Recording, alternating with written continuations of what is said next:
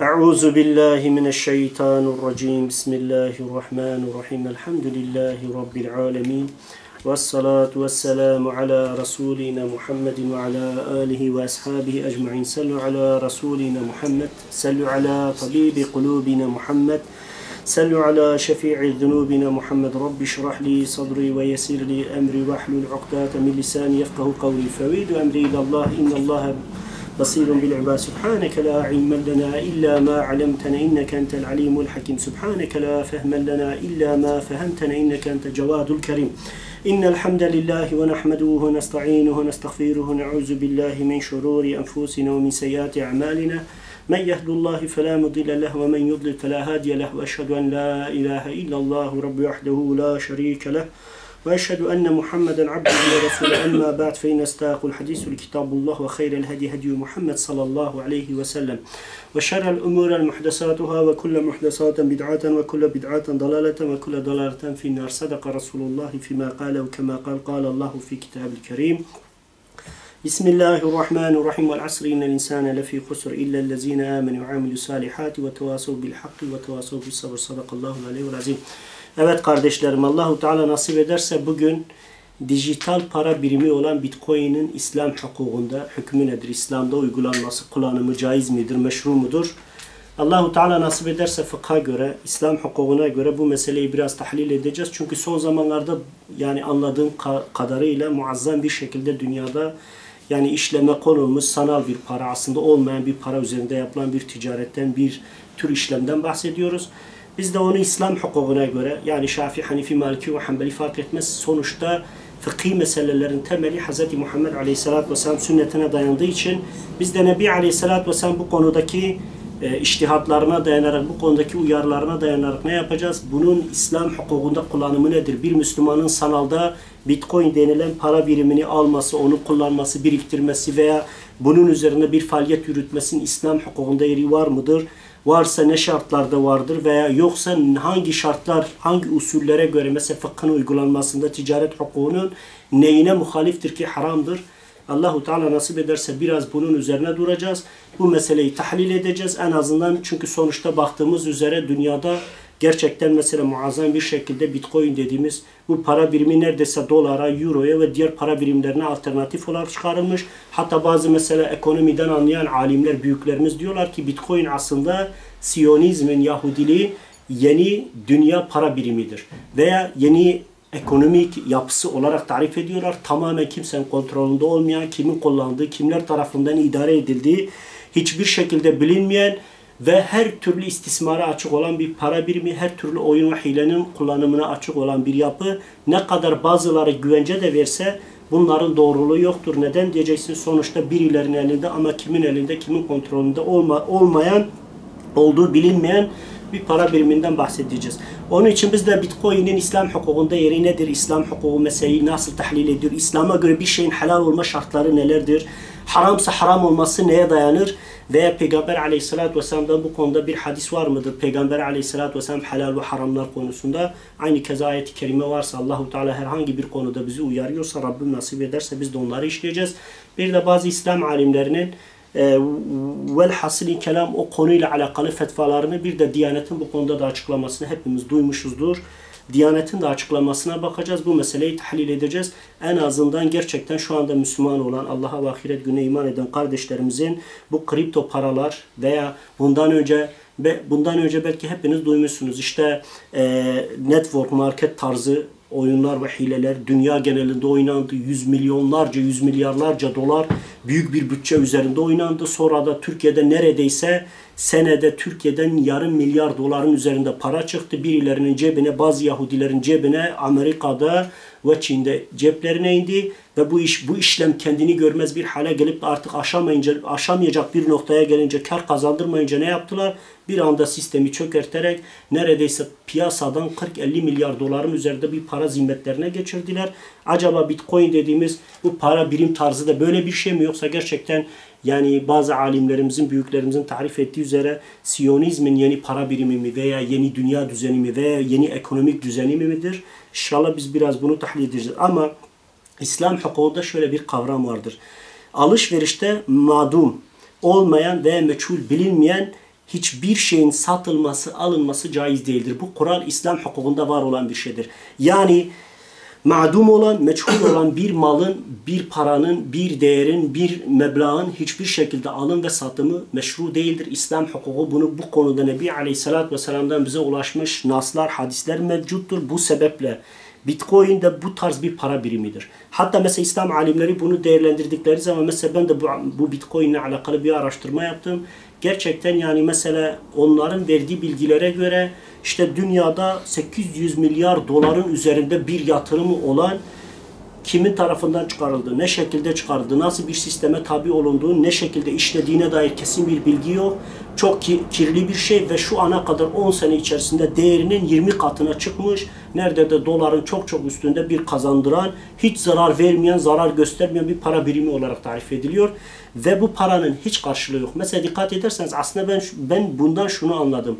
Artık dünyada Amerika'nın hegemonyası çökmek üzere, çatırdıyor. Zaten son Birleşmiş Milletler şeylerine baktığınız zaman da dünyanın artık Amerika'ya kafa tuttuğunu, pek de onu takmadıklarını bazı yönlerden gördük. Gittikçe doların da güç kaybettiğini, hatta doların üzerindeki o 1 dolar üzerindeki o piramit ve tepedeki göz, Yahudilerin sembolü kabul edilen, Siyonizmin sembolü kabul edilen bir şeydi. Yani biz bütün dünyaya hükmediyoruz. Biz piramidin en tepesindeyiz. Bütün her yeri yönetiyor. Herkesi kendi iktidarımızda istediğimiz gibi kullanabiliyoruz dediler. Artık Amerikan dolarının gittikçe ne olduğunu, değer kaybettiğini, dünya gündeminde yani mesela Çin gibi, Rusya gibi işte anlıyor musunuz?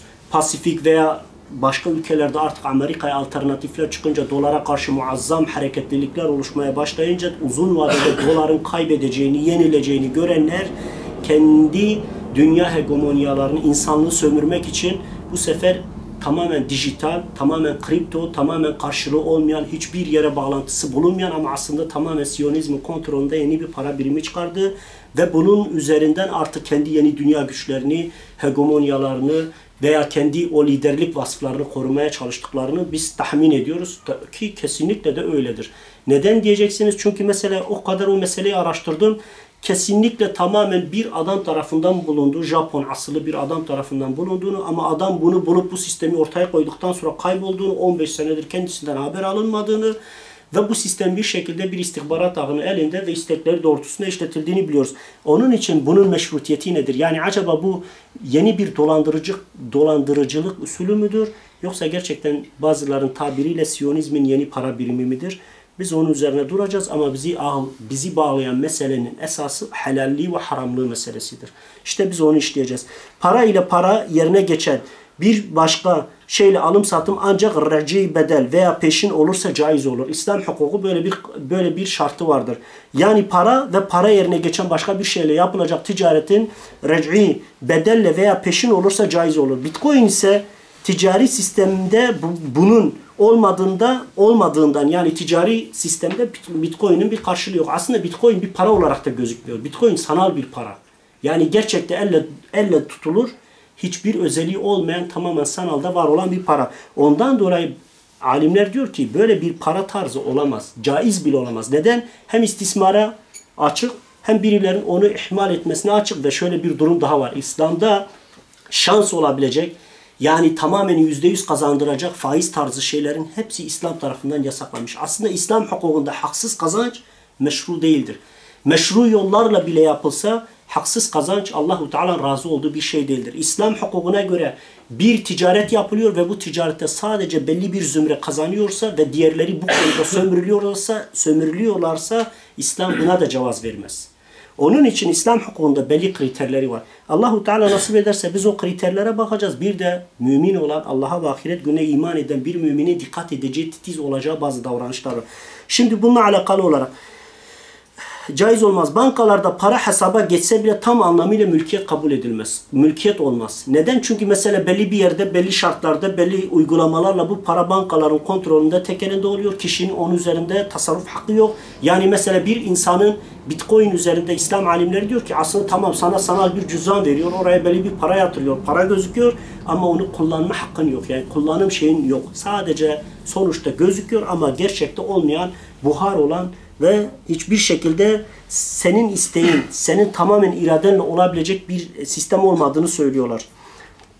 Evet, mülkiyet olmaz. Çünkü çok büyük miktarlarda belli bir sınırlamaya tabi tutulursunuz. Bu yüzden paranız üzerinde yine tam yetki sahibi olmadınız ve onun maliki bulunmadığınız da maliki olduğunuz da söylenemez. Bitcoin sisteminde yapılan işlemler geri döndürülemez olmasından dolayı operasyonel hatalardan ya da kötü niyetli insanların, satıcıların suistimalinden kaynaklanan riskleri de açıktır. İslam hukuku bunu da kabul etmez. Çünkü İslam'da mutlak olarak eğer bir şey alınıp satılıyorsa, eğer onda bir kusur varsa, bir eksiklik, noksanlık varsa onu geri çevirme hakkın saklıdır. İslam bu izni insana veriyor. Ama misali hiyarul ayb diye tabir edilen hususta muhayyerlik ilkesine aykırı bir davranış. Yani İslam hukukunda bir şey alıyorsan ve eğer anlaşmanın dışında bir bozukluk, bir eksiklik, bir noksanlık, buna benzeyen bir şey varsa o zaman onu sahibine geri verme hakkı var. O da almak zorunluluğunu yaşar. Ama mesela ben Bitcoin'de araştırdığım kadarıyla kesinlikle böyle bir şey yok. Yani hata olsa, aldatılsan, senin cüzdanın çalınsa, birileri, bir hacker girip de senin bütün hesabını temizlese, kendi zimmetine geçirse hiçbir şekilde hak talep etme şansın yok. Aynı keza bu tarz paralar, bu tarz kripto paraların üzerinden her türlü kirli ilişki, her türlü kirli çalışmaların yapıldığı biliniyor. Yani aslında bu paranın kime gittiği, ne şekilde gittiği, bu piyasada 800 milyar dolardan bahsediliyor. Muazzam bir para. İkinci bir husus, bunun üzerinde muazzam bir bilgisayar parçası satımı, alımı var ki sınırsız. Ve aynı keza bir insanın o dedikleri işte efendim madencilik ki sanalda olan bir şey, gerçekte bir insanın emek harcadığı bir şey değildir. Madencilik adı altında tarif ettikleri kendince bir nasıl tarif edeyim, bir bilgisayar oyunu gibi kendine madencilik yapıyorsun, oradan bitcoin kazanıyorsun, üretiyorsun, şöyle yapıyorsun, satıyorsun vesaire. Bunlar da gerçekten sıradan bilgisayardan anlayabilecek bir adamı değil, daha profesyonel hacker diyebileceğim, bilgisayarların bütün sistemlerini bilen insanların yapabileceği şeyler. Bundan dolayı bir insan eğer bilgisayar ve elektronik veya sanal alemde uzman değilse ne yapması gerekiyor? Parasıyla alması gerekiyor. Bitcoin dediğiniz o para birimini parasıyla alması gerekiyor. Hesapları satın alması gerekiyor. Karşıdaki insanın da istismarına açık bir olay. Yani bu tarz olan para şeylerinde, ticaretlerde, o alışverişlerde insanların aldatılması çok doğaldır.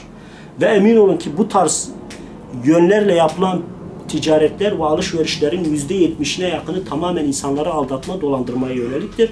Ve emin olun ki Bitcoin tamamen borsa gibi bir para birimi olarak tarif edin. Değer kazanan, değer kaybeden bir para birimi. Yani o elinde bulunduranlar bir müddet boyunca ona değer katacak, bütün dünyanın rağbet etmesini sağlayacak. Bir günde onu bir anlık borsada bir dolarla oynama veya altınla oynama gibi bir oynamayla da 30, 40, 50, 60, 70 milyar doları bir gecede kazanabilecek, zimmetlerine geçirebilecek kadar da istismara açık olduğunu da açık ve net olarak bu alanda uzman olan insanlar dile getiriyor. Ondan dolayı İslam hukuku diyor ki bu tarz ticaretler, bu tarz alışverişlerin meşrutiyeti yok. Meşrutiyeti söz konusu bile olamaz. Geçmişte hatırlıyorum da bu networklar çıktığı zaman bundan 6, 7, 8 sene önce ben böyle yani düşünün ki biz o kadar İslami çalışma yapıyoruz. İnsanları İslam'a, Kur'an'a ve sünnete davet ediyoruz. Ya kardeşlerim gelin işte sohbete gelin, kitap okuyun, şunu yapın. Kimse gelmiyordu. Doğru dürüst adam bulamıyorduk. Ne hikmetse işin içine para girince, ticaret girince baktım hiç hayatında kitaptan bahsetmeyen, kitap eline almayan adamların kolların altında kitaplarla gezmeye başladılar. Bana gelip dediler ki ya hocam işte helal mı? Haram dedim yani çünkü İslam hukukunda ticaretin belli bir kriterleri vardır. Adam dedi ki ya filan hocanın, filan alimin sağ kolu, sol kolu, ayağı, bacağı, baldırı bu işe girmiş. Haramsa o yapar mı? Böyle yapar mı?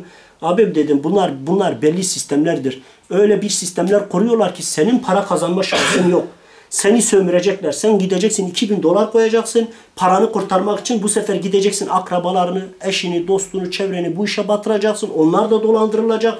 Bu şekilde Türkiye'de insanların milli belki bir ömür boyunca çalışıp çabaladıkları 2 kuruş paralarını bunlara kaptırıyorlar. Sonra Türkiye'de neredeyse 8 milyar doların üzerinde para yurt dışına gitti. Daha dönüşü de olmadı. Neden? Çünkü bu bir tür aldatmaydı. Ne oldu?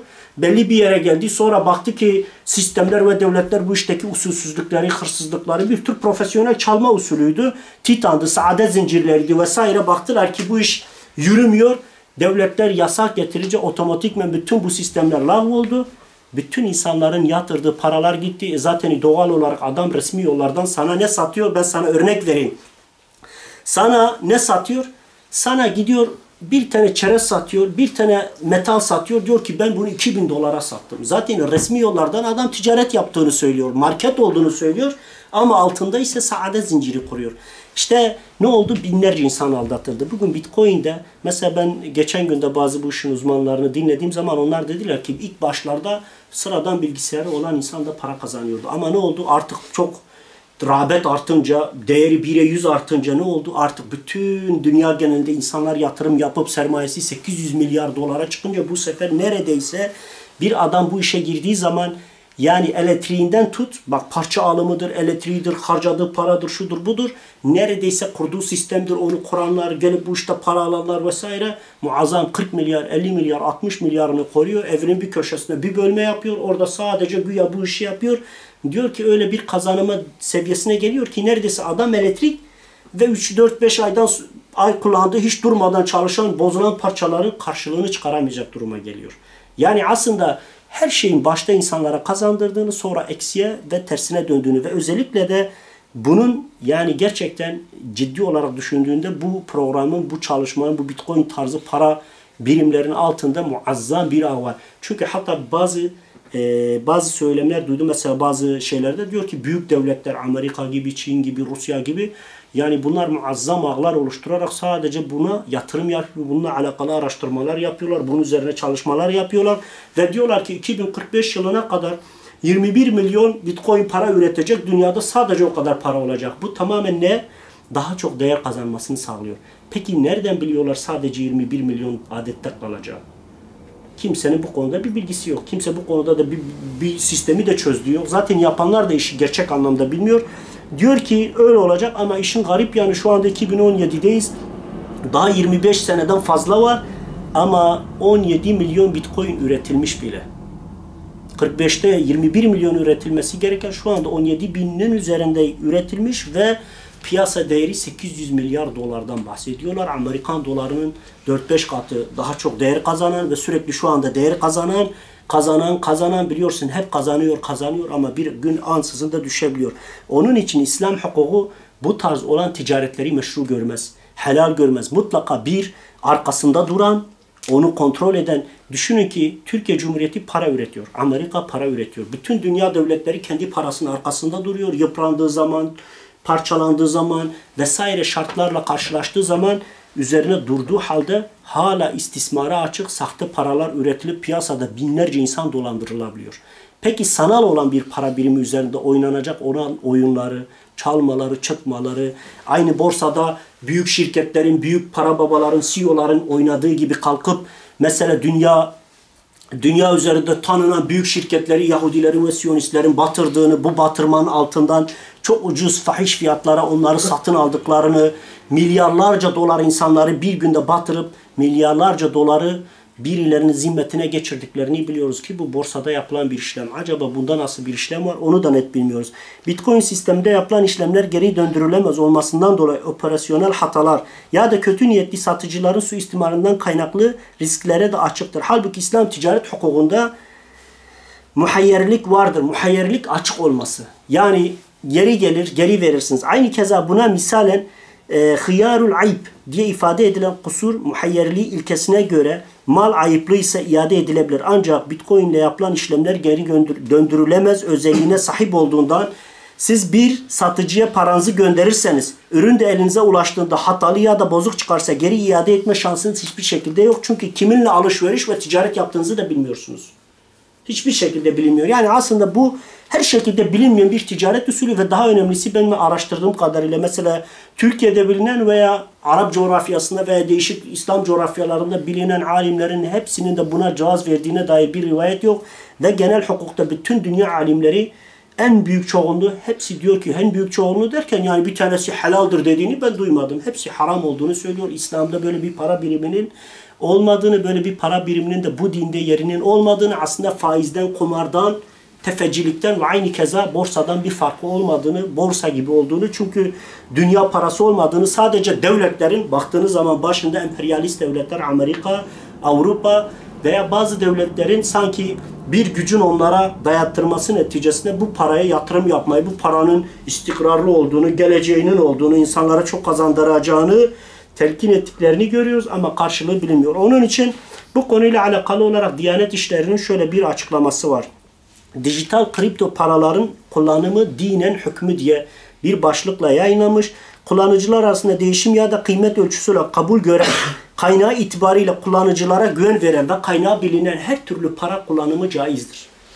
Yani paranın kaynağı bilinecek, kimler tarafından üretildiği, ne şekilde, ne şartlarda ve karşılığı olup olmadığı kesinleşen her türlü para birimi ama mutlaka İslam'da elle tutulan, gözle görülen bir para olması gerekiyor.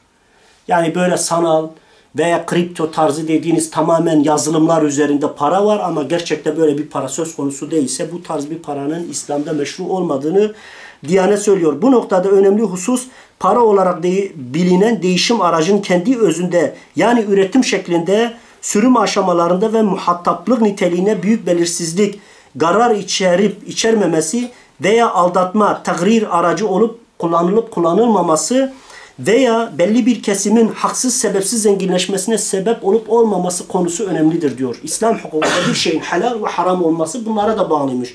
Bu bir.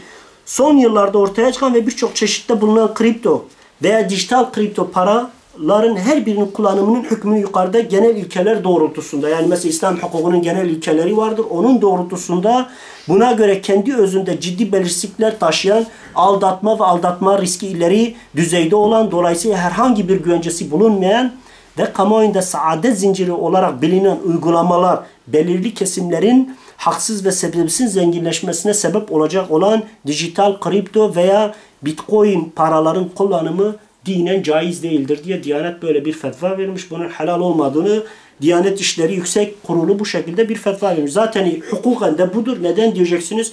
Çünkü Şafii hukukuna göre de baksanız, Hanifilere göre de baksanız, Malikilere göre de baksanız, Kur'an-ı Mubin'e ve Nebi Aleyhisselatü Vesselam sünnetine de baksanız bunun haram olduğunu görürsünüz. Nitekim yani en kötü ihtimal şüphe kavramı.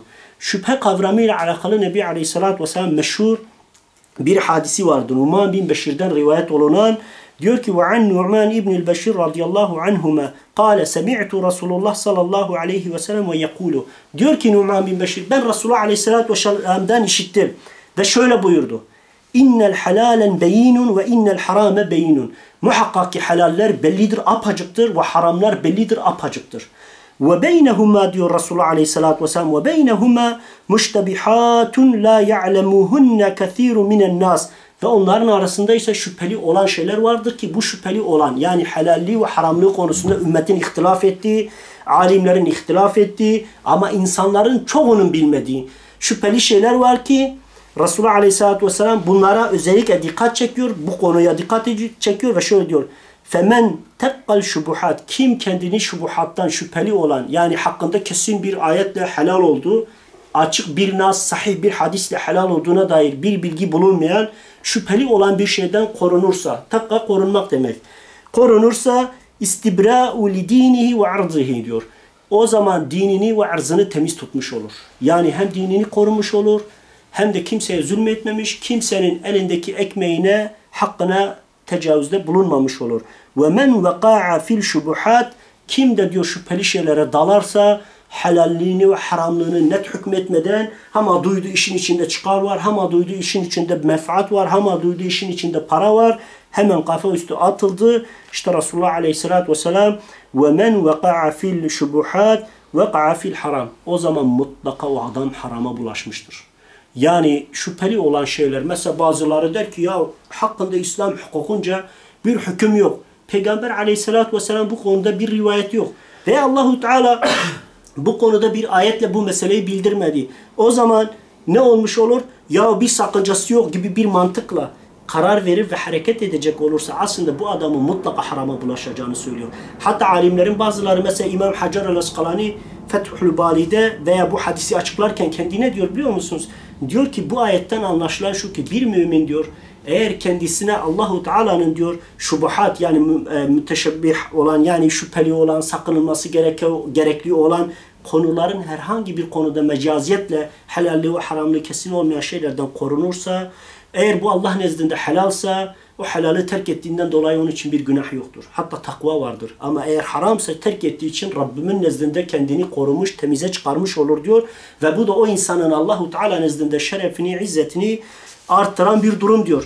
Ve Nebi Aleyhisselatü Vesselam şöyle, bunu Buhari İman 39'da Buyu 2'de, Müslüm'ün Musakkat 107'de 1599. hadis, Ebu Davud'un Buyu 3'te 3329 ve 3330. hadislerde, İmam Tirmizi Buyu 1'de 1205'te ve Nesai Buyu 2'de, o da 7'de ve 241. hadis olarak vermiş ve hepsi bu hadisin sahih olduğunu söylemiş.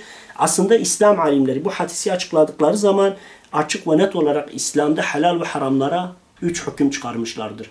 Demişlerdir ki helaller bellidir. Helal olanın sınırları. Mesela biz kripto paradan konuştuğumuz zaman ne dedik? Başta bazı alimlerin helallik, muhayyerlik, işte belli şartları saydılar. Dediler ki bu şartlara uyduğu zaman bir şey helaldir. Yani eğer bu tutulup alınabiliyor, satılabiliyorsa, mesela Resulullah Aleyhisselatü Vesselam olmayan malın satımını yasakladı. Bu konuda sahih hadisler bize ulaştı. Biz hepimiz biliyoruz ki Allahu Teala ve ma yentiku anil hava in huve illa vahyuha. O Muhammed Aleyhisselatü Vesselam hevasından konuşmaz, nefsinden konuşmaz, kendince bir şeye helal demez, kendince bir şeye haram demez. O her ne konuşuyorsa, velev ki Kur'an'dan, velev ki sünnetten konuşuyorsa o vahidir. Allahu Teala bunun haberini veriyor. O zaman Nebi Aleyhisselatü Vesselam bu hadisiyle bile, bak bu hadise göre bu Bitcoin'e veya sanal kriptoya veya buna benzeyen ticari usullere baktığımızda hepsinin mutlak harama kişi sürüklediğini açık hadis-i şerif sahih olan senetleriyle, rivayetleriyle, 5 hadis imamının yani böyle müttefikun aleyhin olarak da Sahih Buhari ve Müslim'in de senetleriyle verdikleri hadiste Resulullah Aleyhisselatü Vesselam bunu yasaklıyor. Yani diyor ki bu tarz bir ticaret meşru değildir. İslam'da yeri yoktur. Hatta hadis dinimizde eşya hakkında 3 hükmün mevcudiyetini haber veriyor. Birincisi, eğer bir şeyin yapılmasına hükmedilmişse, Allahu Teala Kur'an-ı Mübin'de, Nebi Aleyhisselatü Vesselam sünnette buna izin veriyorsa bu mutlak helaldir. Artık helaldir yani. Eğer bir şeyin yapılmasına hükmedilmiş, bir şeyin terkine hükmedilmiş ve yapılması vaid yani yasaklanmışsa o da zaten mutlak haramdır.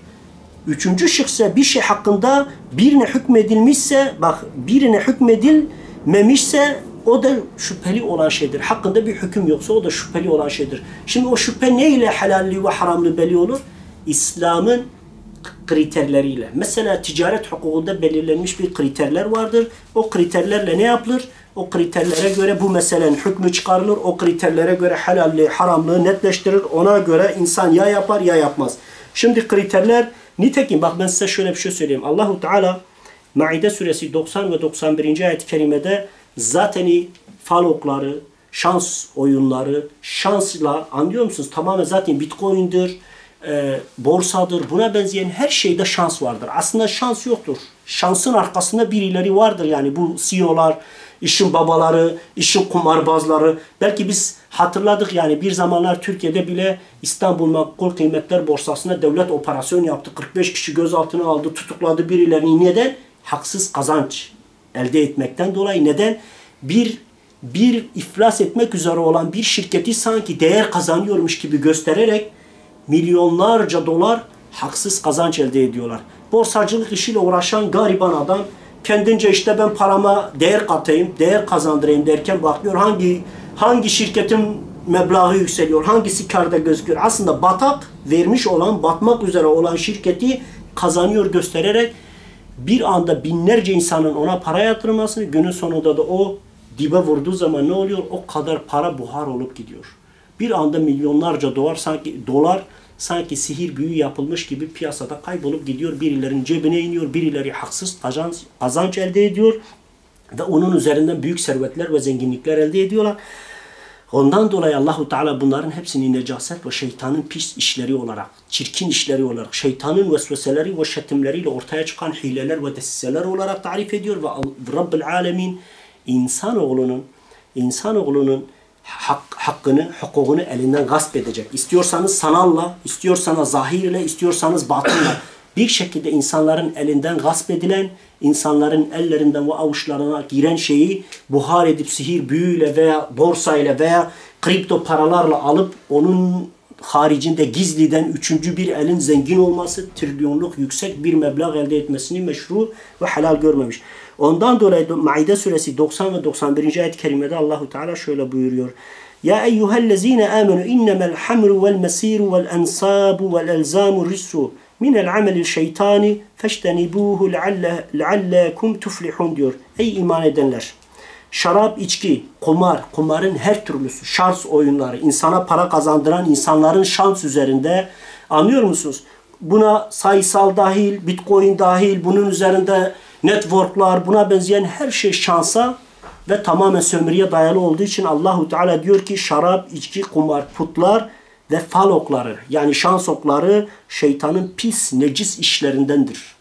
Haram işlerindendir. Yani şeytanın uydurması, insanlara ilham ve vesvese verip yeryüzünde kaosa sebep olacak, insanlar arasında kin, gadavet, düşmanlığı körükleyecek olan necis fiillerindendir diyor.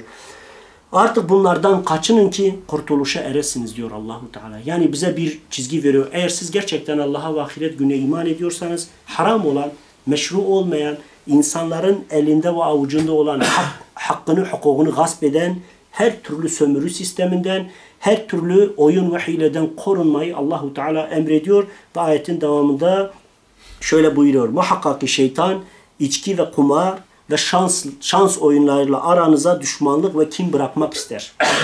Sizi Allah'ı anmaktan ve namazdan alıkoymak ister.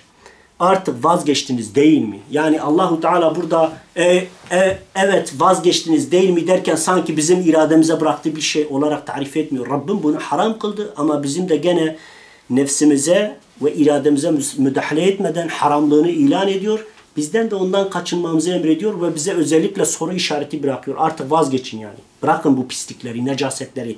İşte kısa yoldan zengin olacağım. Ben size bir şey söyleyeyim. Bugün bu toplumda kim dolandırıldıysa hep bu oyunlarla dolandırılmış. Adama demiştir, adam çalışmış, çabalamış, yıllarca geceleri mesai yapmış, 30 milyar, 40 milyarını toplamış, biri gelmiş demiş ki ya sen bu 30-40 milyarı ver, biz seni bir senede köşeye döndürteceğim. Sana şu kadar para kazandıracağım. Şöyle yapacağım, böyle yapacağım diyerek ne yapmış? O parayı almış, o para hava olmuş.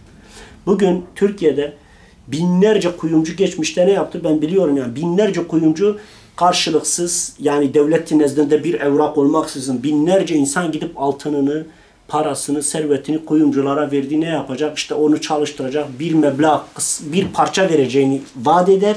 Sonra ne olur? Dünya kadar insanı dolandırıp sonra piyasadan çekilip kayboluyor gidiyor. Arkasından bu insanlar mahkemelere gidip dedikleri zaman ya biz dolandırıldık, soyulduk. Devlet diyor ki belge getirin. Adam üstüne de bana iftira atıyorlar diye gidip de onlara bir de mahkeme açabiliyor. Peki bu kadar açık olan meselelerde insanlar bu kadar net dolandırılırken, binlerce insanın cebinde, elinde, avucunda olan alınırken, peki sahibi bilinmeyen, kaynağı bilinmeyen, sistemi bilinmeyen, hiçbir şey bilinmeyen, tamamen güya kimsenin kontrolünde olmayan, kimsenin elinde olmayan, kimsenin yönetmediği, kimsenin kontrol etmediği bir paranın ne kadar güvencesi olabilir? Bu paranın bize kazancı ne olabilir? İşte bu çok önemli. Onun için Allahu Teala Maide suresi 90 ve 91. ayet-i kerimelerde zaten fal oku, şans oku, şansa dayalı yani içi ve içeriği bilinmeyen hiçbir şey zaten meşru olmadığını söylüyor. Zaten Resulullah Aleyhisselatü Vesselam helallerin ve haramların apaçık belli olduğunu, kim diyor şüpheli olan şeyden sakınırsa dinini ve arzını korumuş olur diyor, gayrisi yok. Bitcoin ile işlem yapmak caiz mi diye soracak olursanız şimdi sistemini biraz ele alalım. Şöyle bir sistemi varmış. Bitcoin herhangi bir merkez ve merkez bankası veya resmi kuruluşa bağlı olmayan çeşitli sistemler kullanılarak bilgisayar ağları üzerinden üretilen elektronik bir para birimidir. Paranın değer kazanması olana maksimize etmek için belli miktarda para üretecek, periyodik olarak 3, 4 ve 5 sene yılda bir üretimi yarı yarıya düşürecek şekilde tasarlanmış bir sistemdir.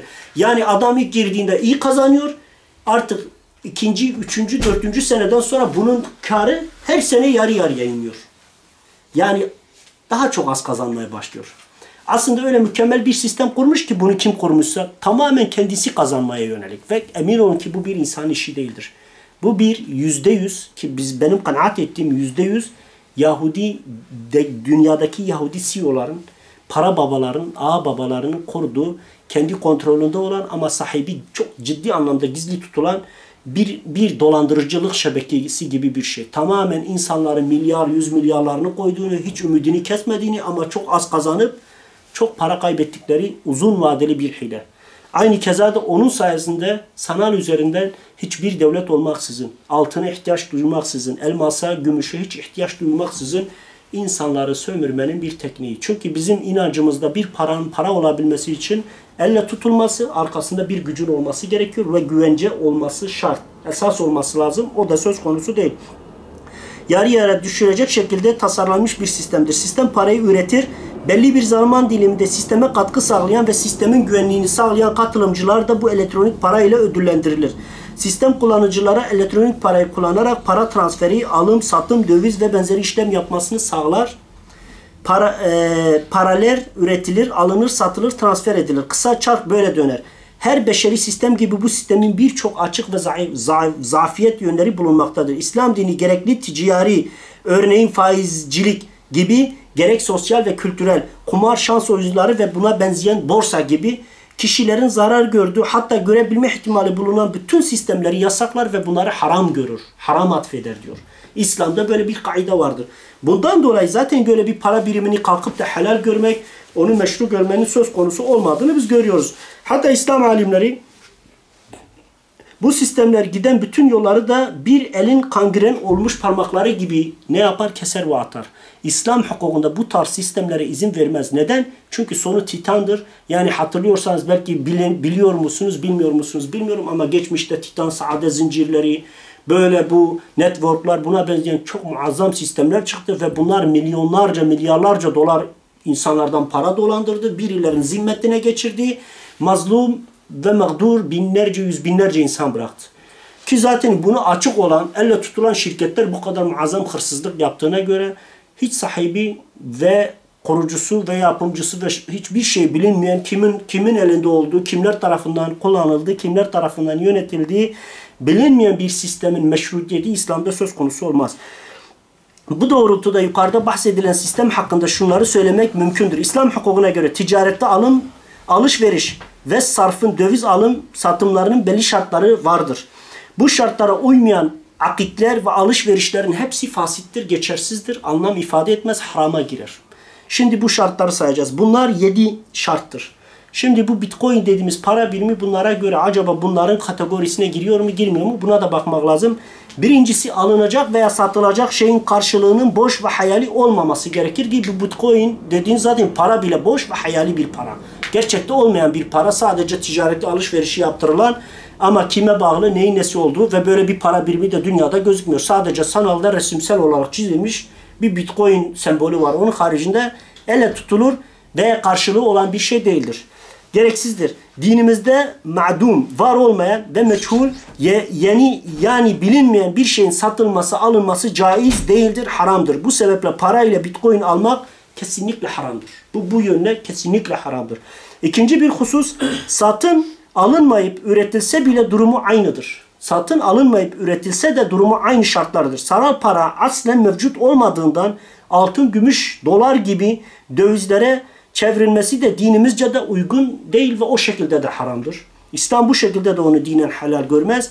Üçüncüsü sarf. Döviz işleminde kabz şartı vardır. Yine internet üzerinde yapılan takaslarda hakiki bir kabz yok. Hakiki bir şart, hakiki bir ahit, hakiki bir elle tutulur bir şey yok. Paranın hesaba geçmiş olması hakiki bir kabz ifade etmez. Bu sebeple bu işlem yine bu yönden de haram olur. Dördüncü bir husus, paranın hesabınıza geçmesi ve kişi tam mülkiyet sahibi olmaz. Hesabınıza geçtiği takdirde de kişi tam mülkiyet sahibi olmaz. Çünkü belli işlemlerden o paranın geçmesi gerekiyormuş. Onu da ben mesela baktığım zaman öyle diyorlar. Küçük miktarlarda parayı hemen kullanmanıza banka izin verse de çok büyük miktarlarda belli bir sınırlamaya tabi tutulduğunu da biz biliyoruz. Ondan dolayı bu yüzden paranız üzerinde yine tam yetki ve mülkiyet hakkına sahip olmadığınızdan dolayı İslam hukuku bu tarz şeyleri de malik kabul etmez. Yani bu tarz olan bir sistemde eğer sen bu parayı %100 vakıf değilsen, istediğin gibi kullanamıyorsan o zaman o da haram kategorisine girer. Beşinci husus, Bitcoin ile yapılan işlemler geri döndürülmez olmasından dolayı operasyonel hatalar ya da kötü niyetli satıcıların suistimalinde kaynaklı riskler de açıktır. Halbuki İslam hukuku muhayyerlik şartı esastır. Örneğin hıyarul ayıp diye ifade edilen kusur, muhayyerlik ilkesine göre mal ayıplıysa iade edilebilir, edilmelidir. Ancak Bitcoin yapılan işlemler geri döndürülemez özelliği var. Zaten bu açık ve net olarak kendileri de kural ve şartlarında bunu söylüyorlar. Yani bu yönde de ne oluyor? Haram olmuş oluyor. Özelliğine sahip olduğuna bu, siz bir satıcıya paranızı gönderirsiniz. Ürün de elinize ulaştığında da hatalı ya da bozuk veya ulaşmadığında da hiçbir şekilde hak talep etme şansınız olmadığından bu şekilde de haram olduğunu biz biliyoruz. Alışveriş ve şartları taşıdığından dolayı yine fasit yani geçersiz bir alışveriş olmuş olur. İslam hukukunda helal ve haramlar ve İslam'da meşru ve meşru olmayan vasıflar neyle belli olur? Ayetler ve hadislerle, sünnet ve Kur'an-ı Mübin'le belli olur. Zaten Kur'an-ı Mübin'de Allahu Teala 400 ayette Eti'ullah ve Resuluhu. Allahu Teala hükümde, bak hükümde de, imanda da Peygamber Aleyhisselatü Vesselam'ı da özellikle emreder. Allahu Teala diyorsa Allah'a itaat edin diyorsa arkasından Resul'e itaatı da emrediyor. Biz sünnetten baktığımız zaman sahih olan bir hadiste ki senetleriyle de sahih olduğu üzerine Nebi Aleyhisselatü Vesselam kim diyor, kim şüpheli olana dalarsa, ona bulaşırsa mutlaka harama bulaşmıştır. Bizim anladığımız kadarıyla bu Bitcoin denilen para birimi yani dijital kripto paranın zaten haramlığı İslam hukukundaki helal ve haramları belirleyen kriterlerin hepsine zıt. Hepsine göre haram fiili yerine gelmiş olur. Onun için baktığım zaman Hayrettin Karaman olsun, aynı keza Mehmet Görmez, Diyanet İşleri ve diğerleri adını duyduğunuz, duymadığınız bütün İslam alimlerin hepsi de açık ve net olarak bunun bu şartlara uymadığı için de haram olduğunu, caiz olmadığını, meşru olmadığını, bunun aslında bir kumar, bir borsa işi olduğunu ve borsanın da İslam'da asla yerinin olmadığını, borsadan para kazanmanın meşru olmadığına ben inanıyorum. Neden? Zaten borsa kavramını biraz araştıran bilir ki çok muazzam bir haksız kazanç var. Yani düşünsenize, ben hatırlıyorum 99'da bir kriz vardı. Kriz olmadan önce o zaman Türkiye Cumhuriyeti'nin Başbakanı Tansu Çiller'di. Kendisi bütün servetini gidip dolara yatırdı. Öbür gün kriz patlak verdi. Dolar muazzam sayede ne oldu? Uçtu. Ve o kadın, o başbakan olacak kadın bir gecede servetini 3'e katladı. İşte haksız kazanç budur. Ve İslam bu tarz haksız kazançların hiçbirini helal ve meşru görmez. Onun için bak, yani bizi duyan ve duyacak olan bütün kardeşlerimize de diyoruz ki kesinlikle ve kesinlikle bu tarz şeylere kanmasınlar ve bu tarz ticaretlerden, bu tarz hukuklardan uzak dursunlar. Çünkü bizim dinimiz bunlara cevaz vermiyor. Şimdi Bitcoin güvenli değildir. Dijital cüzdanınız başkaları tarafından çalınabilir, alınabilir, kaybolabilir veya sizin bilginiz dışında usulsüz olarak kullanılabilir. Çünkü bir hacker her türlü oyunu oynayabilir. Hatta bu paranın, bu Bitcoin dediğimiz para biriminin arkasındaki Siyonistlerin elbette ki muazzam hileleri vardır, muazzam oyunları vardır. Düşünsenize, Google nedir? Pencere değil midir? Google İngilizce'de pencere demek ama adamlar pencerenin arkasına pencereler kurmuş. Bugün Amerika yeryüzünde düşünebiliyor musunuz? Google kullanan herkesin bütün verilerine ulaşabiliyor. Bugün bir Bitcoin kullanan, Bitcoin üzerinden güya ticaret yapan, mal alışverişi yapan bir insanın hesaplarına bunlar girip de milyarlarca doları seneler içerisinde çalsa bile bu insanın bunun farkına varma şansı yok. Bunu anlama, algılama şansı da yok. Zaten İslam hukukuna göre yani şüpheli olan, sakınılması gereken her meseleden mümin, Allah'a ve ahiret günü iman eden bir insanın sakınması gerekiyor. Yani biz bu dünyaya geliş amacımız yeryüzüne hukukun ve adaletin, haksız kazancın ve birileri tarafından dünyanın sömürülmemesi içindir.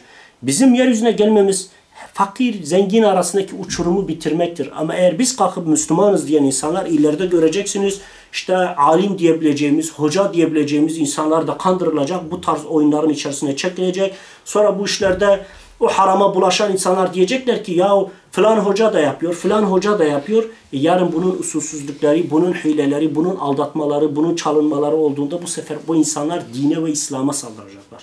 Diyecekler ki bundan önceki o network dediğimiz bu sanal alemde ticaret yapma, işte sağına 250 kişi, soluna 250 kişi meseleleri varken adamlar battılar. Bana kaç kişi dedi. Hep hocalar yüzünden bu başımıza geldi. Böyle 1 metre sakalı olan adam bu işi yapıyordu.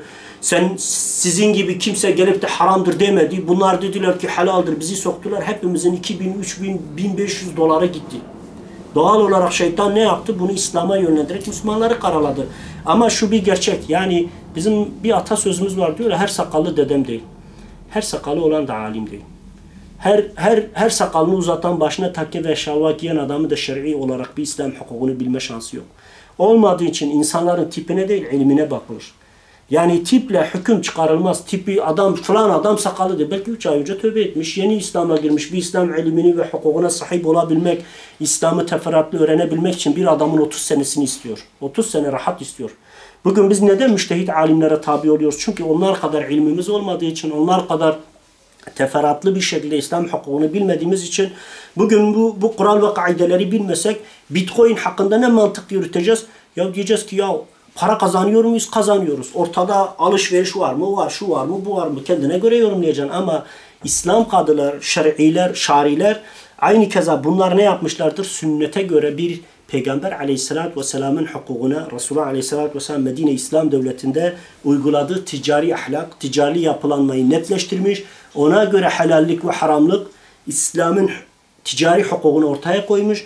Ama ben bunu açık ve net olarak diyorum. Kesinlikle Bitcoin Siyonizmin yeni para birimi, Siyonizmin yeni sömürü düzeni, Siyonizmin yeniden dünyaya daha güçlü bir şekilde hakim olmak için kurduğu bir hile ve entrikadan başka hiçbir şey değildir. Onun için elimizden geldiği kadar haram olan şeylerden sakınmak bizim boynumuzun borcudur. Kaybolabilir veya sizin bildiğiniz dışında usulsüz olarak kullanılır. Hesabınız çaldırtırsanız paranızı geri alabileceğiniz bir merci de bulunmamaktadır ki bu şekliyle de haram. Yedincisi Bitcoin transferlerde gönderinin, alıcının kimlik bilgileri tamamen gizli tutulduğu için kimin bu işi yaptığı bilinmiyor. Kimin sana bu parayı sattığı, kimin sana parayı sattığı da bilmediğin gibi kimden aldığını da bilmiyorsun, kime sattığını da bilmiyorsun ve bunun üzerinde emin olun esrar, eroin, kokain, kadın ticareti, her türlü pisliğin parası bunun üzerinde oynayacak. Çünkü bugün yeryüzünde muazzam bir kara para var.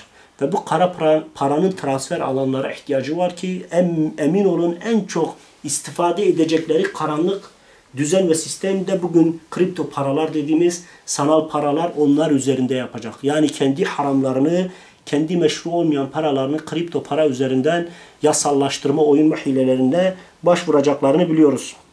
Kimlik bilgileri gizli tutulabildiği için her türlü illegal, yasa dışı para transferine olanak sağlamaktadır. Halbuki yapılan işin meşru olma şartları vardır. Alınan malın ve ortaklık yapılan şirketin mahiyeti, şekli, iştigal ettiği saha iyi bilinmelidir. Bu dinen olması gereken, ticari olarak yaptığın zaman bunları bilmen gerekiyor. Bilmediğin zaman zaten bu tarz bir ticaretin de meşru olmadığını biliyoruz. Zaten kendi tabirleri ve anlatımlarıyla ortada bir şirket yok, ortada bir adam yok, ortada bir sahip yok, ortada kimse yok. Ortada sanalda transfer edilen oyun ve hilelerden başka bir şey yok. Ve yukarıda ifade edilenlerden yola çıkarak Bitcoin sisteminin dinimizce uygun olmadığı ve Müslümanların kesinlikle uzak durması gerektiğini söyleyebiliriz. Şüpheli şeylerden kaçınma ihtiyacı hiçbir zaman elden çıkarılmaması gereken güzel bir davranış ve fiil olur. Çünkü Müslüman bir insanın Peygamber aleyhissalatü vesselamın şüpheli şeylerden sakınma hususunda bize verdiği emirlere riayet boynumuzun borcu. Nitekim Tirmizi'nin Kıyam 19'da verdiği bir hadis-i şerifte Resulullah aleyhissalatü vesselam şöyle buyurdu. Bir kul günaha girerim korkusuyla yapılması yasak olmayan bazı şeylerden bile uzak durmadıkça Allah'tan korkup yolunu Allah ve kitabıyla bulanlar derecesine asla ulaşmaz.